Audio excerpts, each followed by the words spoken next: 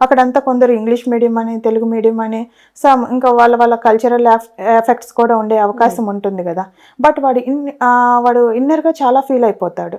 అరే ఏంటి ఇట్లా, ఎలా చదువుకోవాలి నేను, ఎట్లా ఉండాలి, అందరితో ఎలా కలిసిపోవాలి అనే కొంచెం ఒక షేమ్నెస్ అనేది స్టార్ట్ అయినప్పుడు ఆ కాలేజీకి వెళ్ళను. లేదంటే ఆ కాలేజీ నచ్చలేదు, అక్కడ ఫ్యాకల్టీ నచ్చలేదు, నన్ను కొడుతున్నారు, లేదంటే ఫీజు కట్టట్లేదని, కొంచెం టార్చర్ పెడుతున్నారని ఇక స్టార్ట్అప్ అయిపోతుంది. అసలు ఏంటి రీజన్ అనేది పేరెంట్స్ తెలుసుకోవడానికి కొంత టైం పడుతుంది కదా.